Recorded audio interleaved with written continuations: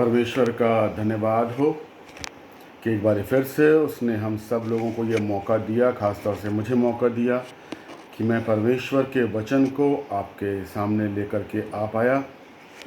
और मैं धन्यवाद देता हूँ आज के सुंदर समय के लिए। आज सबत का दिन है, शनिचर का दिन है। ये वो दिन है जिसे परमेश्वर ने न सिर्फ आशीषित किया था बल्कि उसको सेंटिफाई भी किया था, पवित्र ठहराया था, आशीषित किया था, सेंटिफाई किया था उसको। तो ये एक ऐसा दिन है जो दिन हमारे लिए बहुत महत्वपूर्ण है। विश्राम का दिन है, परमेश्वर के वचन को पढ़ने का दिन है, चिंतन मनन करने का दिन है, परमेश्वर के साथ रहने का दिन है। तो आइए इसी क्रम में हम आगे बढ़ते हैं। आज का वचन जो हम पढ़ेंगे, जो हमें मिलता है, वो मिलता है भजन संहिता 41। भजन संहिता 41 उसकी 1 से लेकर के 3 आयतों तक। भजन संहिता साम 41 1 to 3 versus, 1 2 and 3 versus, 3 versus हैं इसकी। और मेरी सबसे पसंद, इससे पहले कि मैं आप लोगों को इस वचन के बारे में कुछ बताऊं, मैं अपनी पसंदीदा वर्सेस को हमेशा बोलना चाहता हूं ताकि वो आप तक पहुंचे और आप उसके ऊपर अमल करना शुरू कर दें।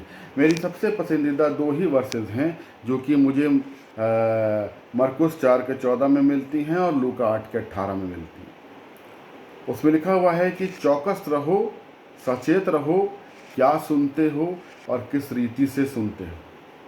इसलिए बहुत ध्यान से हम सब लोगों को वचन के ऊपर चिंतन और मनन करना चाहिए।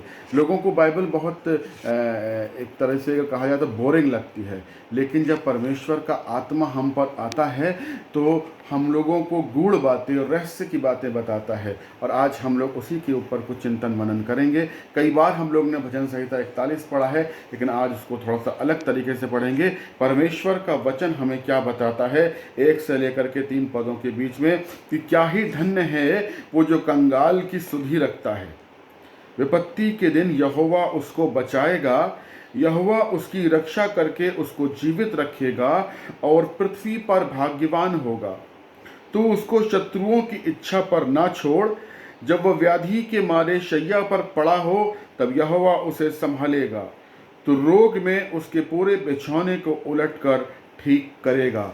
ये प्रभु का वचन है और प्रभु अपने वचन के पढ़े और सुने जाने पर बहुतायत की आशीष दे। कई बार इस वचन को हम लोगों ने पढ़ा है, कई बार पढ़ने के बाद भी परमेश्वर की तरफ से हमको समझ में नहीं आया है इस वचन के बारे में कि परमेश्वर हमसे क्या कहता है। आज हम बड़े ही अद्भुत तरीके से इन वचनों को हम एक बार फिर से चिंतन मनन करेंगे इसके ऊपर।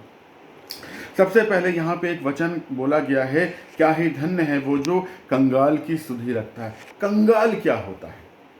कंगाल की परिभाषा बाइबल हमें क्या बताती है? कंगाल की परिभाषा क्या होती है? नीति वचन 21 उसके 16वें अध्याय में लिखा हुआ है कि जो मनुष्य बुद्धि के मार्ग से भटक जाए उसका ठिकाना मरे हुओं के बीच में होगा। जो राग रंग से प्रीति रखता है, यानी कि लवर ऑफ प्लेजर्स, वो कंगाल होता है।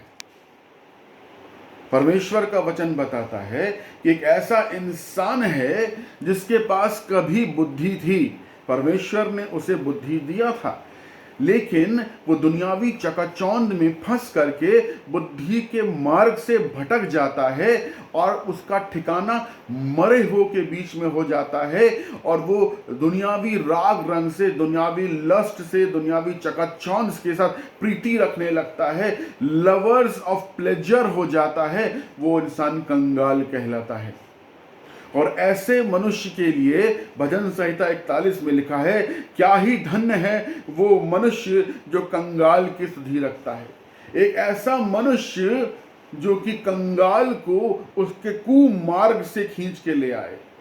एक ऐसा मनुष्य जो कि दूसरे मनुष्य को जो बुद्धि के मार्ग से भटक गया है, जिसका ठिकाना मरे हुओं के बीच में हो गया है, जो दुनियावी चकाचौंध से, राग और रंग से जो है प्रीति रखने लगा है, लवर ऑफ प्लेजर्स हो गया है। ऐसे कंगाल मनुष्य की अगर कोई सुधि रखता है, उसके लिए प्रार्थना करता है, रो रो के घुटने के बल आकर के उसके अच्छे जीवन के लिए प्रार्थना करता है, उसकी मदद करता है, फिजिकल हो चाहे फाइनेंशियल हो, तो प्रभु की नज़र में वो धन्य होता है। और ऐसा मनुष्य जो कंगाल की सुधि रखता है, परमेश्वर उसके ऊपर 7 प्रकार की आशीषों को उंडेल देता है। आज इन 3 पदों के अंदर हम लोग उन 7 प्रकार की आशीषों के ऊपर ध्यान करेंगे। पहला जो आशीष परमेश्वर हम लोगों को देता है, वो क्या देता है? जो धन्य है वो मनुष्य जो कंगाल की सुधि रखता है, विपत्ति के दिन यहोवा उसको बचाएगा। पहली आशीष, ऐसा मनुष्य जो कंगाल की सुधि रखता है, विपत्ति के दिन यहोवा उसको बचाएगा। ऐसा मनुष्य जो कंगाल की सुधि रखता है, यहोवा उसकी रक्षा करेगा।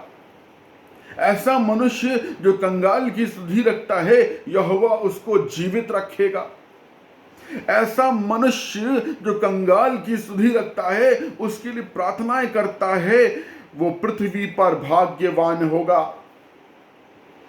ऐसा मनुष्य जो कंगाल की सुधि रखता है, उसके लिए रो रो के प्रार्थना करता है, फिजिकली और फाइनेंशियली उसकी मदद करता है, परमेश्वर उसको शत्रुओं के इच्छा पर नहीं छोड़ता है। ऐसा मनुष्य जो कंगाल की सुधि रखता है, बाइबल बताती है जब ऐसा मनुष्य व्याधि यानी पेन और सौरों के मारे अपने बिस्तर पे पड़ा हो, तब यहोवा परमेश्वर उसको संभालता है। 6वीं आशीष, संभालता है। यदि मैं किसी के लिए या आप किसी कंगाल के लिए प्रार्थना कर रहे हैं और आपके ऊपर मुसीबत आ गई है और परेशानी आ गई है, किसी पेन में चले गए हैं, किसी सौरों में चले गए हैं, दुख में चले गए हैं, मुसीबत में चले गए हैं और पलंग पे पड़े हुए हैं तकलीफ में, बाइबल बताती है परमेश्वर आपकी सेज को संभालेगा। परमेश्वर आपको संभालेगा। ऐसा मनुष्य जो कंगाल की सुधि रखता है, 7वीं आशीष से बता रहा हूं, ऐसा मनुष्य जो कंगाल की सुधि रखता है, बाइबल बताती है परमेश्वर उसके रोग के पूरे बिछौने को उलटकर ठीक करता है। 7 प्रकार की आशीषें।